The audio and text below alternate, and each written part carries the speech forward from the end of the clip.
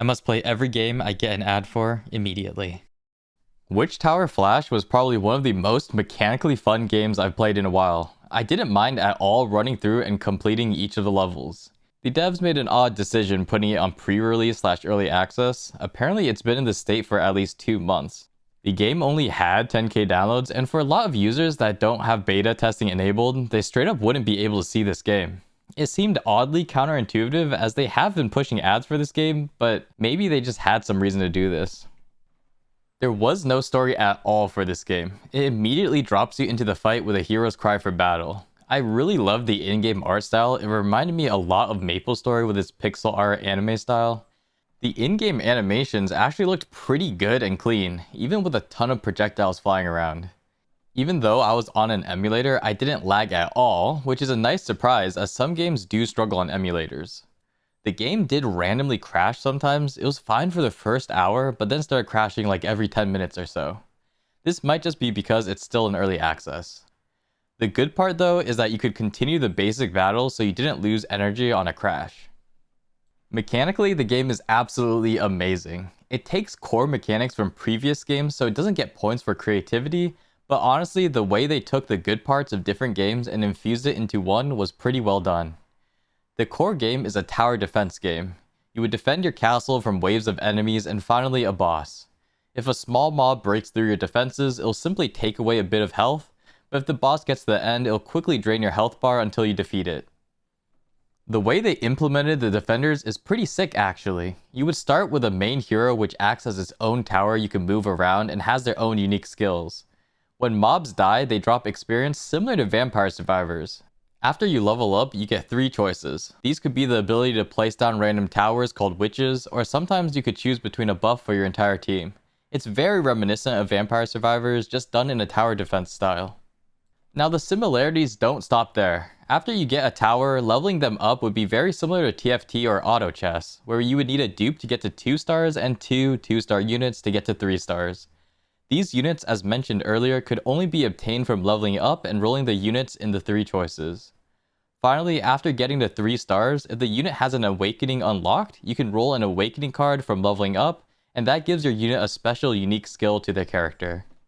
Also, each tower has a class, similar to TFT, where if there's enough units of the same class, it gives a buff to all units on the field.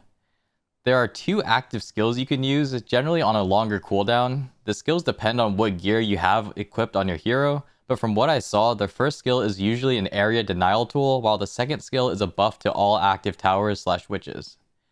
Again, the gameplay may not be extremely original, but the way they implemented Vampire Survivors and TFT into a tower defense game is pretty fun and interesting.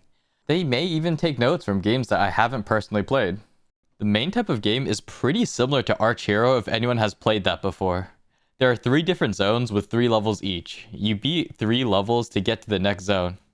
Each zone has its own unique background design and mob design, but more importantly, the mobs and bosses increase in difficulty by quite a bit, sometimes adding in different mechanics, but usually they just become a lot more tanky.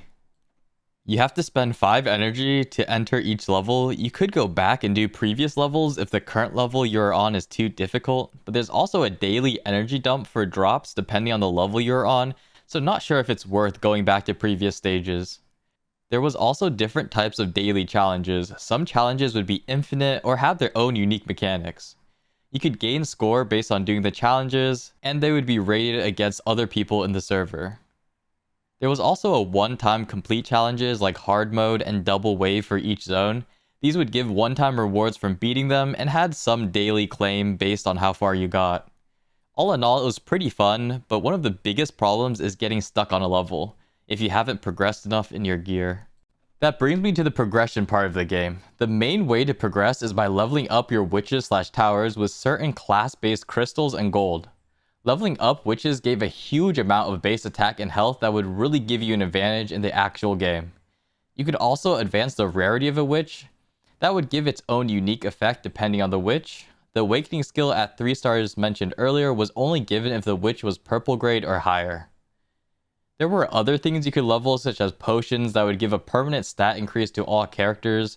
This would just be a gold dump and have a max level based on your account level. Finally, there was the hero and the hero's gear. The base hero could be leveled up through gaining affection points from gifts or by using it. Each level would give attack and health, and every couple levels you would get a unique skill. Each gear piece had a stat boost of its own and unique effects. 2 of the gear slots would also give an active skill mentioned earlier. So now we get to the most important part of reviewing each mobile game, and that is the store. The game's core, like many mobile games, is a gacha game. They did not shy away from having many opportunities to spend money in the store, even though the game was still in early access. As always, I must mention that having a store isn't a bad thing, but a game just needs to have enough justification for people to spend money. I really enjoyed the game mechanics, but I can't ignore the different pay-to-win things that they had in the store. They had all the markings of a pay-to-win game, such as daily login passes, completion passes, heavily discounted bundles, and an interesting VIP system. The VIP system just gave additional rewards based on your spending for a certain period, whether it be daily or weekly, and was not based on a VIP level that gave permanent buffs. It did look like they had a permanent login pass for $10 that gave daily gems and removed ads along with other permanent buffs, so I thought that was a pretty good idea for a mobile game. Now, whether or not the pass is actually permanent or not, I'm not sure, but the idea of a permanent account buff is always better than just a monthly pass. So what would be the point of spending money? Most of it was for gems that you could use to pull for heroes and witches. There were different tiers of heroes, with S being the highest, and there were different tiers of witches, with UR being the highest. The rating for the witches was just the natural pull rank, as all witches could be advanced in tier. There was only the shard system for the heroes, where sometimes you could only pull 1 out of 10 shards required to summon a hero, but from what I saw, there was no shard system for witches. You could also advance a hero with shards if you already have it unlocked. Overall, this system of gacha is not that rare to see in a mobile game, and it usually does promote whales. One kinda major red flag that was in the game that is also a key signifier of a whaley game that I saw was the multiple different servers you could log into. Each server, even in the same account, would have its own progression. Now, this isn't necessarily a bad thing, but this game had 24 servers already and was only 2 months in its pre-release. Now, the reason it could be a red flag is a lot of games do this multiple server things to promote people spending money. They do this since there are rankings and leaderboards. If a potential whale sees that they are rank 10, they may be more inclined to hard whale to get to rank 1. However, this is just within their own server. If all servers were merged, they may be rank 100-ish and may not have that desire to whale. Of course, some servers are released throughout a game's lifespan to help newer players catch up, but let's be real, even then, it's to try and make new players spend money, as they could be rank 1 if they do. Also, 24 different servers in 2 months, with the game only being in early access, is a little bit suspicious.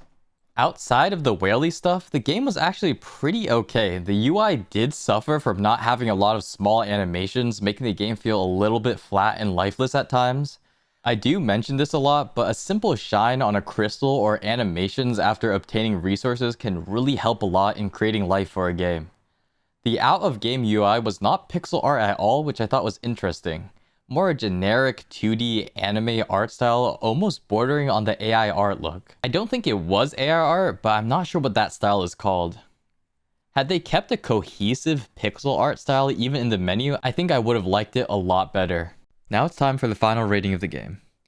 My system of rating for now is 10 points for graphics, 10 points for gameplay, 10 points for story, 10 points for progression, and finally 10 points for my personal opinion on if I will continue to play the game. In total, it'll be out of 50 points or normalized to 5 stars, which is the Google Play rating scale. For graphics, I'll have to give it an 8 out of 10. I really like the in-game pixel art style of the game.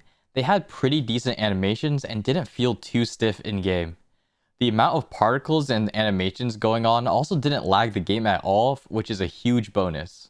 Some people may not like that pixel art anime style, but I do, so it was great for me. The reason it didn't get a full 10 points is because the pixel art style was not cohesive throughout the game. The menu turned into a weird flat 2D cartoonish anime art style. It lacked a lot of animations and was just odd. I wish they kept it to the pixel art style and it would have been a lot more fitting, in my opinion, and looked a lot better. Honestly, I'll have to give it a 10 out of 10 for gameplay. I loved how they took well-established mechanics and put it into their own game. They took the XP gain and level up bonus from Vampire Survivors and combined it with the TFT/auto chest unit upgrade mechanic. It was implemented super well and felt natural in a tower defense game. I had a blast playing through the levels themselves. It felt like playing an actual game, something you can't take for granted in mobile games, where sometimes there's a lot of filler and grind. I wouldn't mind replaying some of the levels with different characters just to see how they would do. The story is a 7 out of 10. There is no story which is expected in this type of game. For me, a 7 out of 10 is hitting the expectations, so no story for a game that doesn't really need to have one gets this rating. Getting through each of the stages is kind of fun, and they did have different enemy models and backgrounds, but pretty much the same with not much added mechanics based on the story. Here is where we get to the iffy part. The progression, I would have to rate it a 6 out of 10. After the first couple levels, it quickly becomes gated based on the level of your witches and hero. Even if I got relatively lucky with my comp, I still wasn't getting anywhere close to doing enough damage to kill the bosses. Very much like Arch Hero, you do need to take a step back and grind up levels for your characters, or you could always pull for stronger ones. This again goes to the pay to win aspect, where they just had a lot of things on the screen begging to be swiped for. Maybe I am getting a little bit old, but it kind of felt overwhelming, all the different things you had to level up. Finally, for do I like the game? This hurts, but I'll have to rate it a 6 out of 10. I unironically had fun playing the actual game itself, but it just felt too gated by progression. They had so many silly grammatical errors and formatting was just wacky. It honestly didn't feel like a game that had longevity. It might just be the fact that it's in pre-release, which is odd since I haven't seen that before on Google Play, but it's been there for 2 months already and it felt kind of like it was going to stay there for a bit. I'm not sure why, but I just didn't have any want to swipe, as it didn't seem like the game would always be here.